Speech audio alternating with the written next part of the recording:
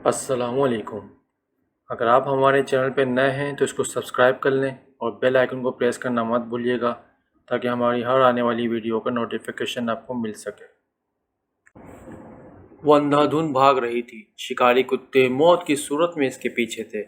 کتوں کے پیچھے گھوڑوں پر چودھری عاقل اور اس کے ساتھی گھوڑے دوڑاتے ہوئے آ رہے تھے۔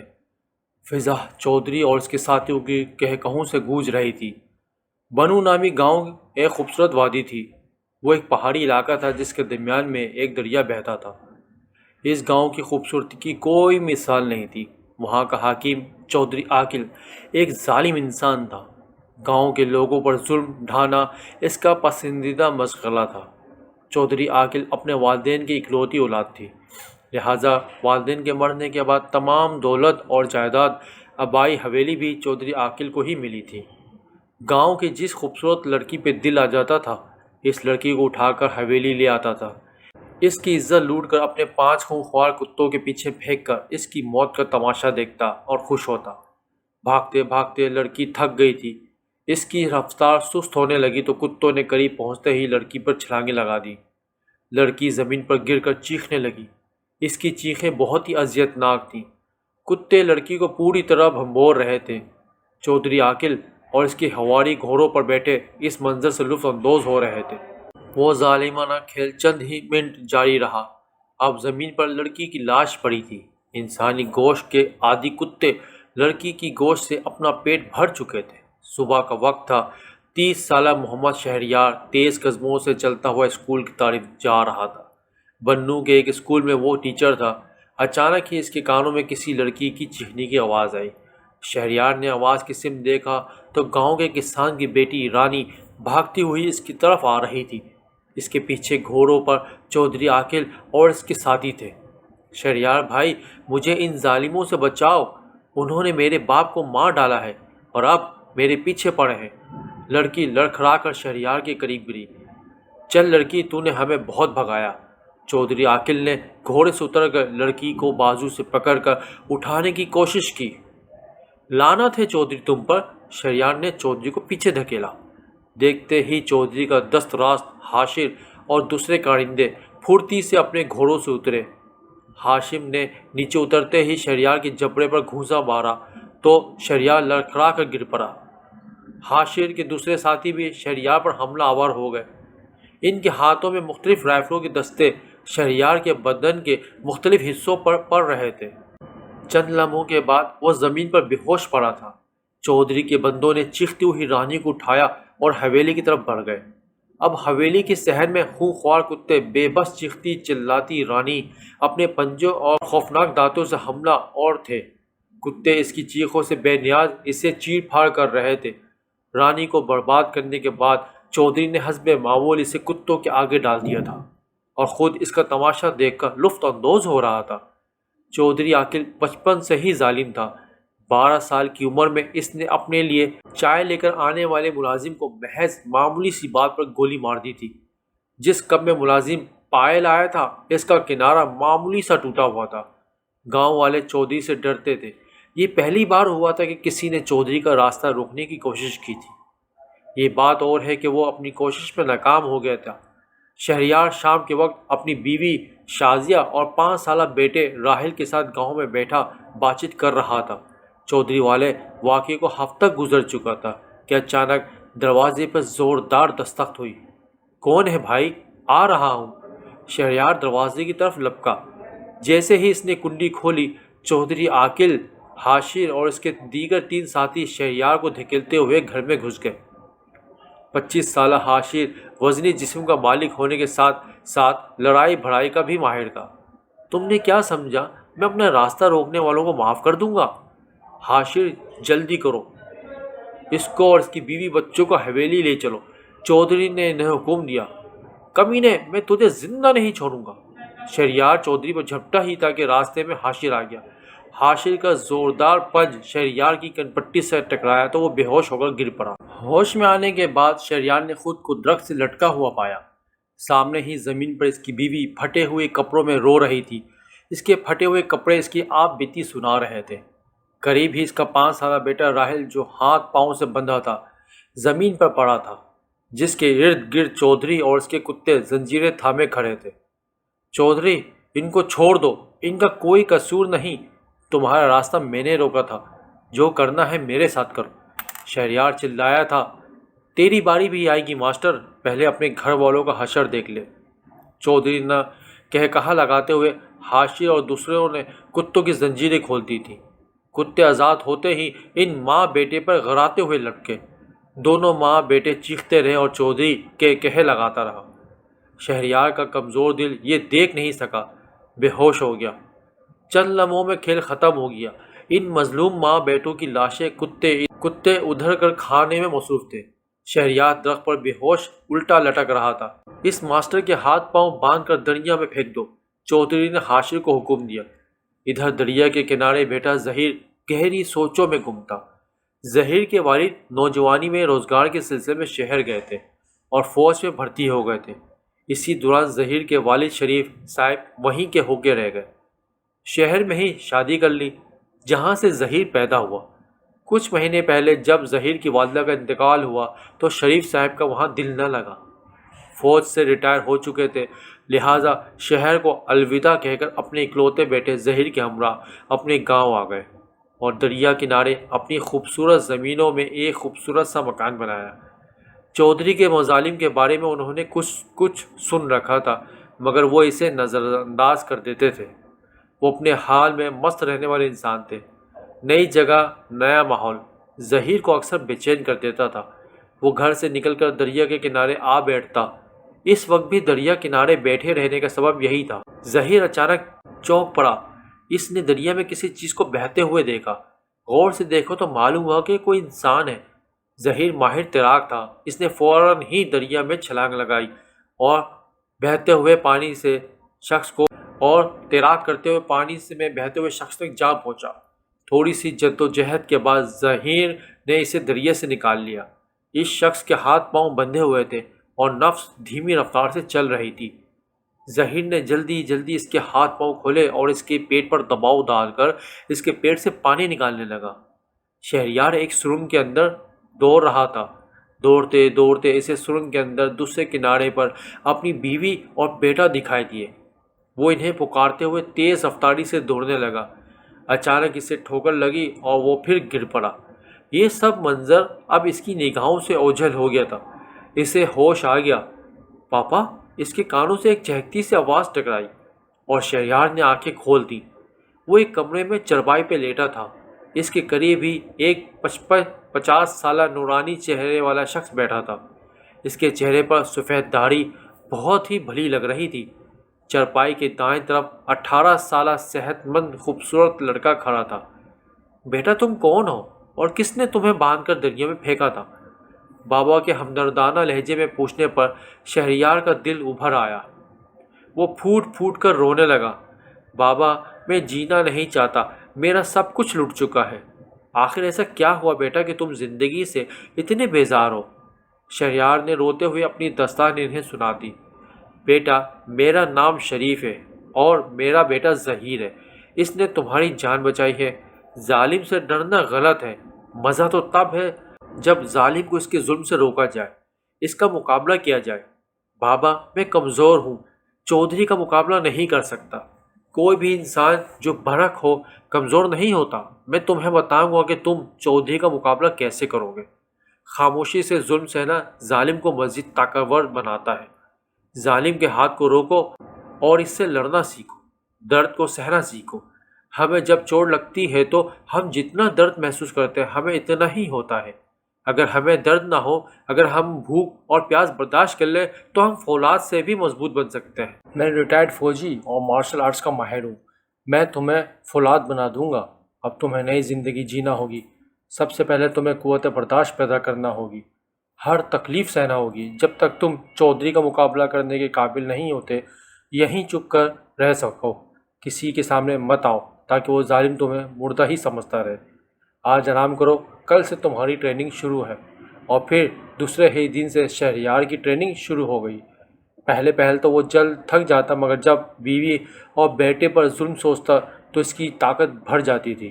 وہ بغیر رکے میلوں دور بھاگتا تھا، بند کمرے میں گھنٹوں پریکٹس کرتا۔ اس کے پاؤں سوج جاتے، ہاتھوں اور پاؤں سے خون نکلنے لگتا۔ اذیت کا حصول اس کا مشغلہ بنتا جا رہا تھا۔ کبھی کبھی اسے ایسا لگتا کہ وہ بے ہوش ہونے والا ہے، مگر وہ رکتا نہیں تھا۔ ظہیر خود بھی ایک بلیک بیلٹ تھامے بابا کے کہنے پر شہریار سے فائٹ کرتا تھا۔ پہلے تو شہریار صرف مار کھاتا رہا، مگر کچھ مہینوں بعد وہ ظہیر کا سامنا کرنے کے قابل ہو گیا۔ 1 سال بعد شہریار بالکل بدلا ہوا انسان تھا۔ اس کی ٹریننگ مکمل ہو چکی تھی۔ بابا نے اسے اسلحہ چلانا بھی سکھا دیا تھا۔ شہریار، اب تم فولاد بن چکے ہو، جاؤ اپنا بدلہ لینے کے ساتھ ساتھ مظلوموں کو بھی چودھری کے ظلم سے بچاؤ۔ اپنی طاقت کسی مسئلوں پر استعمال مت کرنا، بلکہ مظلوموں کی مدد کرنا۔ خدا تمہاری مدد کرے گا، بابا نے کہا، اور شہریار اور ظہیر ایک دوسرے کے گلے لگ گئے۔ بہرحال جیسے جیسے وقت گزرتا گیا، چودھری عاقل کے مظالم میں اضافہ ہوتا گیا۔ شنکر نامی ہندو کہیں سے گھومتا ہوا اس گاؤں میں آ پہنچا۔ اس کی ملاقات چودھری عاقل سے ہوئی، اور شنکر نے اپنے عقائد میں چودھری کو بھی اپنا ہم خیال بنا لیا۔ چودھری عاقل نے بھی بتوں کی پوجا شروع کر دی۔ حویلی میں کالے بت رکھ لیے، معصوم بچوں کو اس کی بھین چڑھائی جانے لگا۔ اس ہندو کو کئی پنڈتوں نے اس کام سے منع بھی کیا، لیکن جو طاقتیں اسے ہندو ازم نے دی تھی وہ ان کا غلط استعمال کر رہا تھا۔ اس وقت حاشر اپنے 3 ساتھیوں کے ہمراہ گاؤں کے ایک غریب مزاری کی بیٹی کو اغوا کر کے حویلی کی طرف جا رہا تھا۔ لڑکی جیپ میں رسی سے بندھی پڑی تھی۔ اچانک جیپ کے سامنے ایک نقاب پوش آ کر کھڑا ہو گیا۔ حاشر، میں تیری موت ہوں، آج تو اپنے ہر ایک ظلم کا بدلہ دے گا۔ شہریار نے اپنے چہرے پر بندھا ہوا نقاب اتار کر پھینک دیا۔ ہا ہا ہا، اگر زندہ بچ ہی گئے تھے تو حاشر کے سامنے آ کر مرنے کی بیوقوفی مت کرتے۔ حاشر نے اپنا پستول کا رخ شہریار کی طرف کیا اور اس کے سامنے جا پہنچا۔ ابھی الفاظ اس کے منہ سے گونجے ہی تھے کہ ایک پچھلی سی کوندی شہریار نے ٹانگ چلائی۔ اس کا پستول حاشر کے ہاتھ سے چھوٹ کر دور جا گرا۔ فوراً ہی سائیڈ کک حاشر کے سینے پہ لگی۔ حاشر الٹ گیا، مگر فوراً ہی اٹھ کھڑا ہوا۔ حاشر کے چہرے پر حیرت کے آثار تھے۔ یہ دیکھ کر کہ حاشر کے تینوں ساتھی بھی جیپ سے اتر آئے، انہوں نے اپنی آٹومیٹک رائفل حاشر پر تان لی۔ کوئی بیچ میں نہ آئے گا، نہ ہی گولی چلائے گا۔ اس نے مجھ پر ہاتھ اٹھایا ہے اور میں اسے سبق ضرور سکھاؤں گا۔ حاشر کے رکنے پر ان تینوں نے اپنی رائفل دوبارہ اپنے کندھے سے لٹکا لی۔ حاشر اندھا دھند بھاگتا ہوا شہریار سے جا ٹکرایا۔ اس کا سر شدت سے شہریار کے سینے سے ٹکرایا تو اسے اندازہ ہوا کہ اس کا مد مقابل اب کوئی عام شخص نہیں، کوئی فولاد ہے۔ اس کے سر کی ٹکر سے شہریار پیچھے کی طرف لڑکھڑایا، پھر تیزی سے آگے بڑھا۔ شہریار کا گھونسا حاشر کے جبڑوں پر پڑا تو اس کی آنکھوں میں ستارے رقص کرنے لگے۔ یک وہ کسی جانور کی طرح شہریار پر بل پڑا۔ چند سیکنڈ میں ہی حاشر اپنے جسم پر درجنوں ضرب سہ چکا تھا۔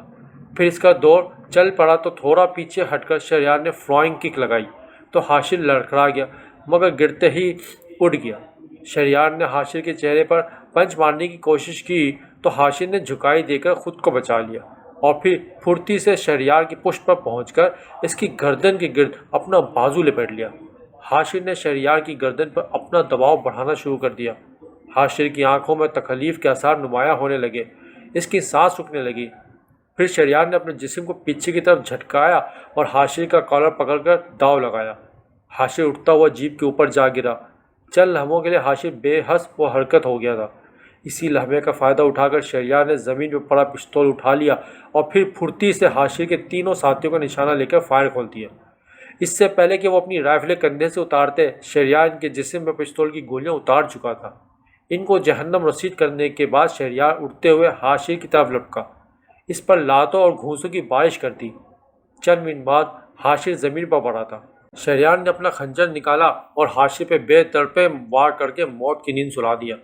شہریار نے حاشر کا پستول اٹھایا، لڑکی کو کھولا اور اسے ساتھ لے کر اس کے گھر چھوڑنے کے لیے روانہ ہو گیا۔ کالی کی بت کے قدموں میں چودھری عاقل اور شنکر نے ایک بچے کو لٹایا ہوا تھا جس کے ہاتھ پاؤں بندھے ہوئے تھے اور بچہ خوف سے چیخ رہا تھا۔ شنکر نے بچے کے سینے پر اپنا پاؤں رکھا ہوا تھا، گردن پر تیز دھار چھرا چلا دیا۔ بچے کی گردن سے خون بہنے لگا، خون کالی کے بت کے قدموں کو رنگین کرنے لگا۔ شنکر اور چودھری دونوں ہاتھوں سے خون بت پر اچھالنے لگے۔ اسی اثنا میں چودھری کا ملازم تہ خانے میں داخل ہوا۔ चौधरी साहब गजब हो गया, क्या मुसीबत आ गई जो तूने हमारी पूजा में खलल डाला। शंकर घबराया, किसी ने हाशिर और उसके साथियों को कत्ल कर दिया है, इनकी लाशें कच्ची सड़क पर पड़ी हैं। मुलाजिम खौफजदा लहजे में बोला था, क्या बोल रहा है, किसकी हिम्मत जो चौधरी के बंदों पर हाथ उठाए। शंकर, तुम मेरे बंदे और शिकारी कुत्ते ले जाओ और दुश्मन को कुत्तों के आगे डाल दो, चौधरी ने हुक्म दिया। शंकर ने अपने 5 बंदों और 5 आदमखोर कुत्तों के हमरा जीप में सवार हो गया। इस मुकाम पर जा पहुंचा जहां हाशिर और उसके साथियों की लाशें पड़ी हुई थी।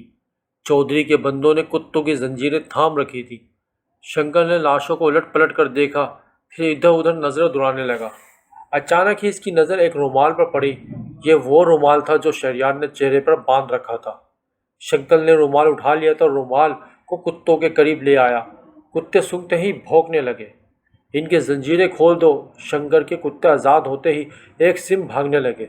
शंकर अपने साथियों के हमरा जीप में सवार हुआ और जीप कुत्तों के ताक़ुब में रवाना हो गई।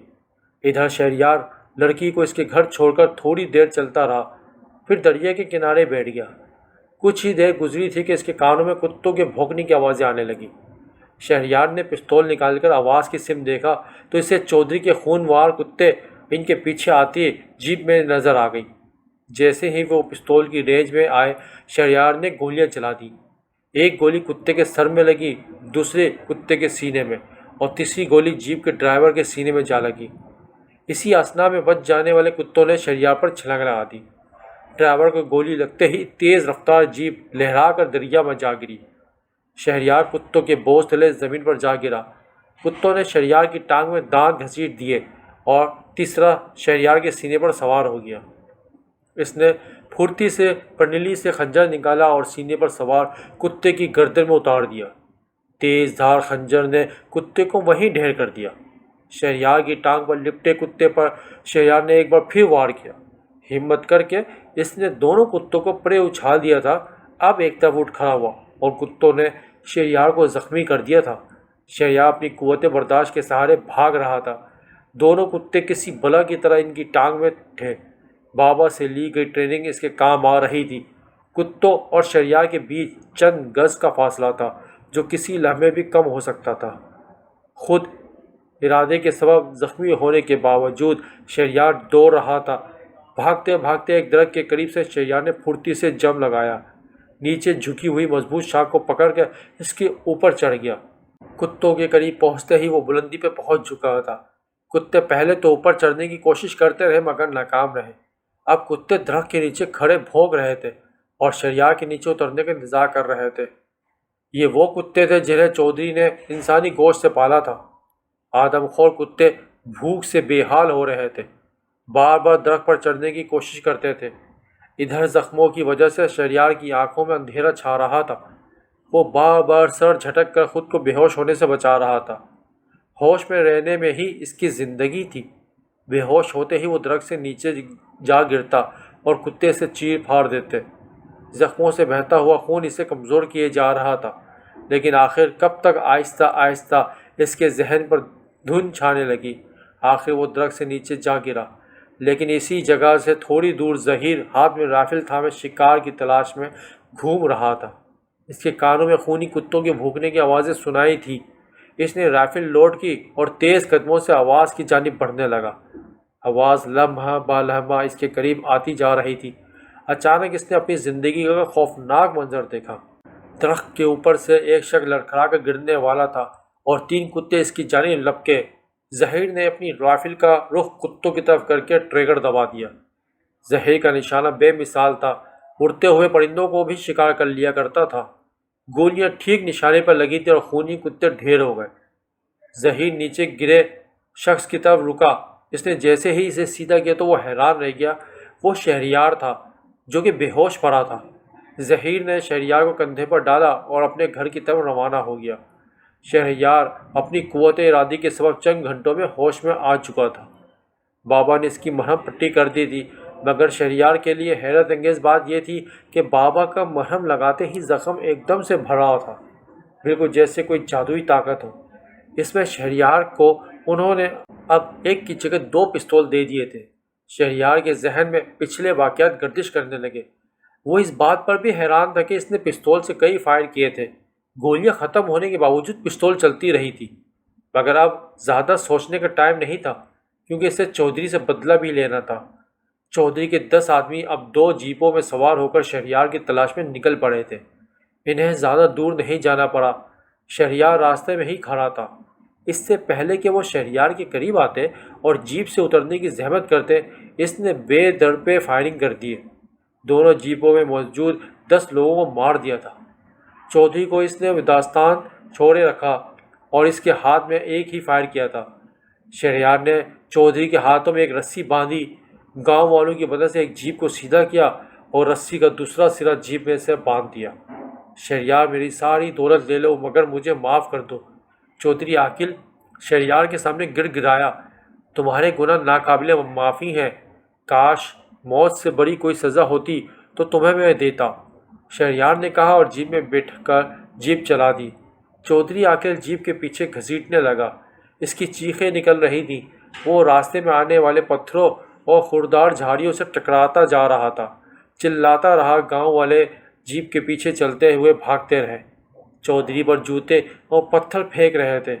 یہ سفر حویلی تک جاری رہا۔ حویلی تک پہنچتے ہی چودھری عاقل کی لاش چھیچڑوں میں بدل چکی تھی۔ گاؤں والوں نے حویلی کو آگ لگا دی۔ یہ سب دیکھ کر اسے زبیر اور اس کے والد کی یاد آئی۔ وہ ان دونوں کا شکریہ ادا کرنا چاہتا تھا کیونکہ اس نے ان کو یہاں پہلے کبھی نہیں دیکھا تھا۔ زیادہ واسطہ نہیں پڑا تھا مگر 1 سال سے وہ ان کے ساتھ رہ رہا تھا۔ یہ سوچتے ہی اور لوگوں کے ہجوم سے وہ نکل پڑا۔ وہ ان کا شکریہ ادا کرنا چاہتا تھا جنہوں نے اس کی مدد کی تھی، اس کو اس مقام تک پہنچایا تھا کہ وہ چودھری سے اپنی بیوی اور معصوم بچے کا بدلہ لے سکے۔ مگر جیسے ہی وہ دریا کے قریب پہنچا، ایک حیرت ناک منظر اس کا منتظر تھا۔ نہ ہی وہاں پر زہیر کا مکان تھا اور نہ ہی بابا جی موجود تھے۔